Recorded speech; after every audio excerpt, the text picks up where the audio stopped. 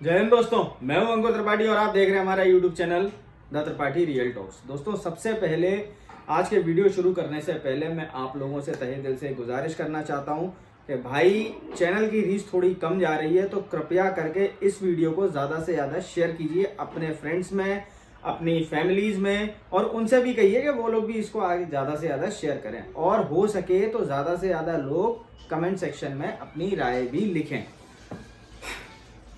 दोस्तों, हुआ क्या है कि आज हम बैठे हैं 15 तारीख में, आज 15 जनवरी में हम बैठे हैं और 5 दिन बाद 20 तारीख को डोनाल्ड ट्रंप अमेरिका के प्रेसिडेंट के रूप में ओथ ले लेंगे।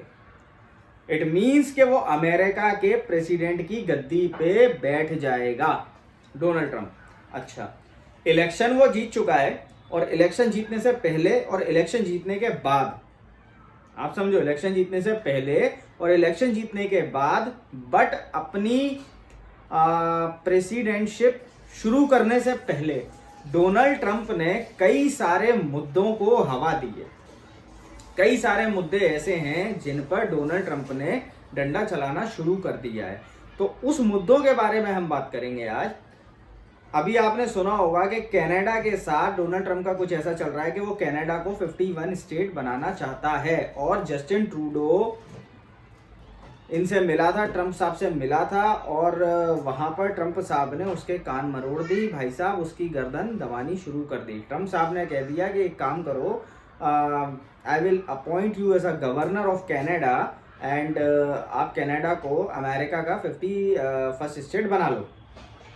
ठीक है जी। अब आप समझो, एक कंट्री जिसका प्राइम मिनिस्टर है ट्रूडो, उस कंट्री को वो चाहते हैं कि भैया हम इसको अपने अमेरिका का एक स्टेट बना लें। ठीक है। अब देखो दोस्तों, हुआ क्या है, कनाडा के इतने कान क्यों मरोड़े जा रहे हैं, क्या चीज़ है भाई। जस्टिन ट्रूडो ने ऐसा काम, 10 साल से वो वहाँ का प्राइम मिनिस्टर था, ठीक है, आई मीन अभी भी है, लेकिन उसने कुछ सारी चीज़ें ऐसी कर दी हैं जिसने, अगर देखा जाए तो उसने वो हरकत कर दी है कि उसने अपने ही देश पे मिट्टी का तेल डालकर और तीली लगा दी। मैं कहूँगा मिट्टी का तेल भी नहीं, पेट्रोल डालकर तीली लगा दी। ये कंडीशन उसने कनाडा की कर दी है। आज कनाडा में पाकिस्तान जैसी हालत हो चुकी है, फूड क्राइसिस है वहाँ पे, लैंड क्राइसिस है वहाँ पे, और सबसे बड़ी चीज़, आज की डेट में कनाडा सेफ नहीं है। ठीक है। तो ट्रूडो के जाने के ये कुछ कारण थे। अब मैं आपको बताता हूँ हुआ क्या है। कनाडा के अगर हम किसी भी शहर की बात कर लें, चाहे टोरंटो ले लें, चाहे कोई भी उनकी सिटी आप ले लो, या कोई भी स्टेट आप ले लो, उनका जो फूड जोन्स बने हैं, जो फूड सेंटर्स बने हुए हैं, वहाँ पे भाई साहब लाइनें लगी हैं।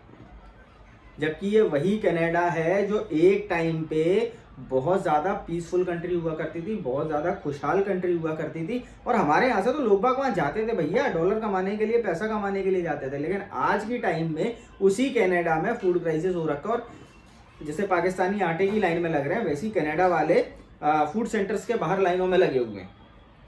ठीक है जी।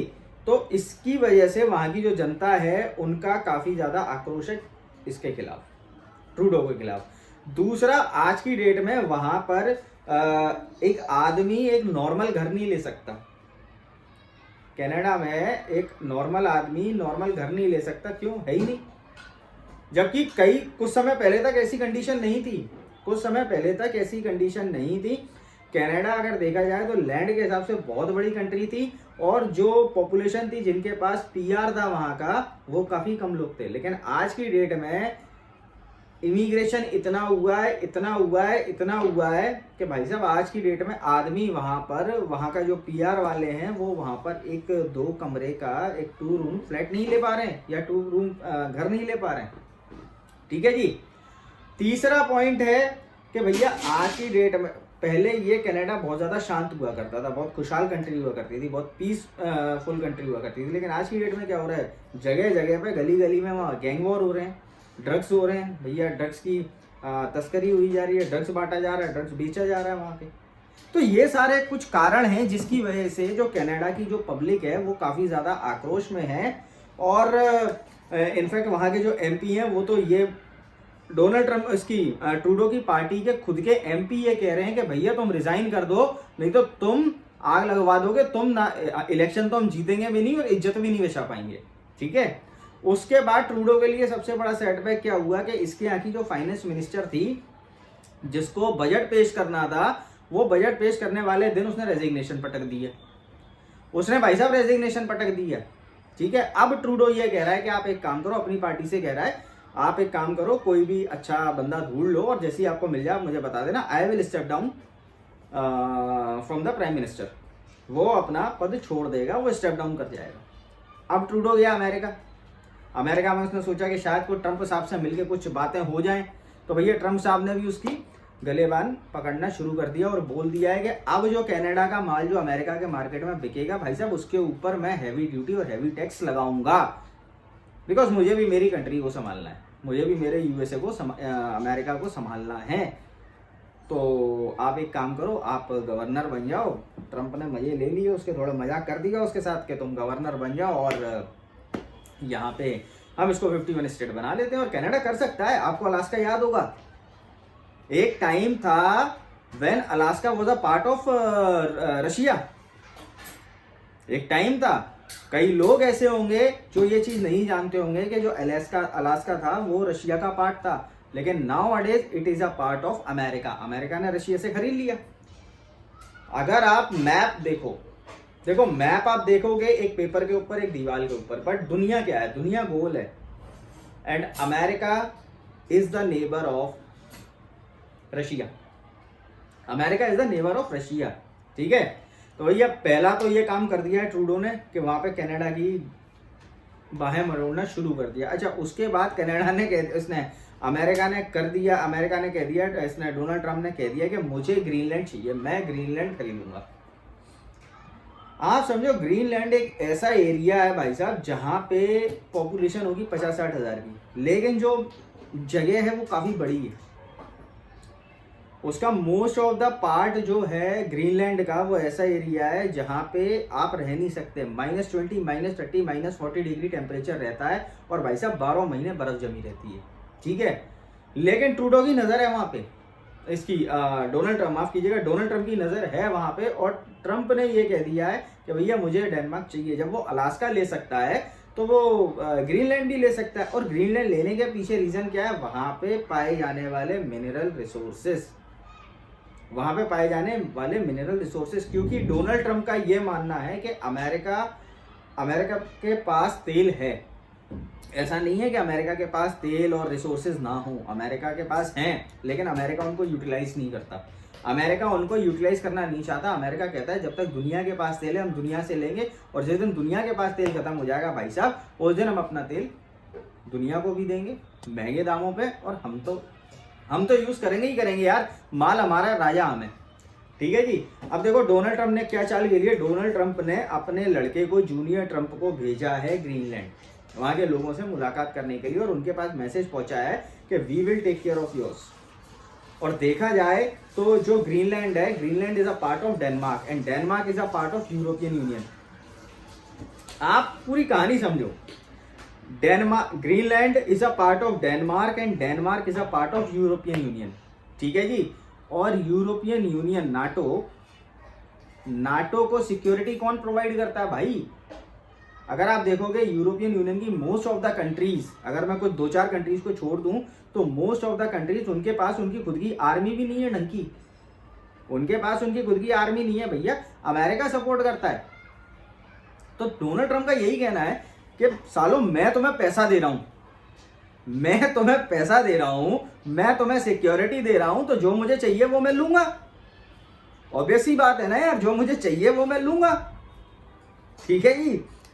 देखो कहानी क्या है, अगर मैं यूके को छोड़ दूं, मैं फ्रांस को छोड़ दूं, या 1-2 कंट्रीज को और छोड़ दूं, तो ये 3-4 कंट्रीज ऐसी हैं जो अपने डिफेंस बजट पे पैसा खर्च करती हैं, अपनी फोर्सेस के ऊपर पैसा खर्च करती हैं। But most of the countries in EU they don't, वो खर्च नहीं करती। अगर मैं बात करूं तो आप रूस और यूक्रेन का वॉर देख लीजिए, सबसे ज्यादा भाई जंग हुई रूस की और यूक्रेन की, लेकिन पैसा किसने खर्च करा? अमेरिका ने। डोनाल्ड ट्रंप यही चाहता है कि यार पैसा मेरा खर्च होता है, सब कुछ मेरा खर्च होता है, लेकिन बदले में मुझे क्या मिलता है? लेकिन अब मुझे चाहिए। और अगर आप डोनाल्ड ट्रंप का इतिहास उठा के देखो तो डोनाल्ड ट्रंप एक ऐसा आदमी है भाई साहब जो वॉर में बिलीव नहीं करता, जो वॉर को करवाने में बिलीव नहीं करता, वो he believes in stopping the Wars. वो वॉर बंद करा देगा। आपको देखा होगा मिडिल ईस्ट में क्या हुआ था, अब्राहम अकॉर्ड साइन हुआ था, डोनाल्ड ट्रंप ने ही साइन करवाया था, और जब तक डोनाल्ड ट्रंप रहा था तब तक मिडिल ईस्ट बहुत शांत चल रहा था। लेकिन जैसे ही डोनाल्ड ट्रंप गया मिडिल ईस्ट में गदर मच गई मिडिल ईस्ट में, और आज की डेट में मिडिल ईस्ट में भाई साहब बहुत हालत खराब है।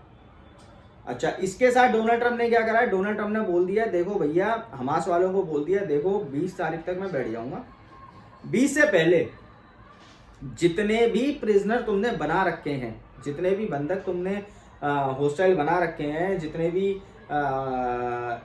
जो इसके इजराइल के जो सिटीजन्स हैं जिनको तुमने अगवा कर रखा है, मैं तो अगवा ही कहूँगा यार, अगवा कर रखा है, उनको रिलीज कर दो। बिकॉज उनमें से कुछ अमेरिकन भी है जो वहाँ छुट्टी मनाने गए हुए थे या घूमने गए हुए थे, कुछ अमेरिकन भी हैं, उनको रिलीज कर दो 20 तारीख से पहले। नहीं तो इतना याद रखना, मिडिल ईस्ट में नट शेल की तरह, पीनट्स की तरह बम गिरेंगे, and I will not responsible for that. अच्छा, मीडिया ने ट्रम्प साहब से पूछा कि आप एक बात बताइए, आप ग्रीनलैंड को लेने के लिए क्या आर्मी का यूज करेंगे? उन्होंने कहा देखो ऐसा है, आई कैन, मैं कर सकता हूं और नहीं भी कर सकता, that is up to me. तो ये सारी चीजें चल रही हैं दोस्तों। 20 तारीख को ट्रंप साहब गद्दी संभाल लेंगे और उसके बाद काफी कुछ होना है। ऐसा नहीं है कि 20 को वो बैठेंगे और जादू की छड़ी घुमाएंगे और ग्रीनलैंड भी उनका, कनाडा भी उनका और सब कुछ उनका हो जाएगा और सारे वॉर रुक जाएंगे, ऐसा नहीं होगा यार। जियो पॉलिटिक्स में चीज़ों को होने में बहुत टाइम लगता है, 5 महीने, 6 महीने, 1 साल, it will take time, but it will get done, it will get done by Donald Trump. तो दोस्तों ये थी मेरी आज की वीडियो। अगर आज की ये वीडियो आप लोगों को पसंद आई है तो इस वीडियो को ज़्यादा से ज़्यादा लाइक कीजिएगा, मेरे चैनल को सब्सक्राइब कीजिएगा जो नए व्यूअर्स हैं। और जैसा कि मैंने वीडियो की स्टार्टिंग में आप लोगों से गुजारिश की थी कि भैया चैनल की रीच कम जा रही है, तो इस वीडियो को ज़्यादा से ज़्यादा अपने फ्रेंड्स में, अपनी फैमिलीज़ में सर्कुलेट करें, उनके साथ शेयर करें, जिससे चैनल को रीच मिले। और आपकी जो भी राय है वो कमेंट सेक्शन में आप बताइएगा। वैसे राय आप इस मुद्दे पे दीजिएगा कि भैया आजकल टीटीपी और बलूचिस्तान ने मिलकर पाकिस्तान की बहुत ठुकाई कर दी है, तो उसके ऊपर मैं वीडियो बनाऊं या नहीं बनाऊं, जो भी आपकी राय होगी उसके अकॉर्डिंग मैं काम करूंगा। तो मिलता हूं आपसे नेक्स्ट वीडियो में, तब तक के लिए जय हिंद, जय भारत, भारत माता की जय।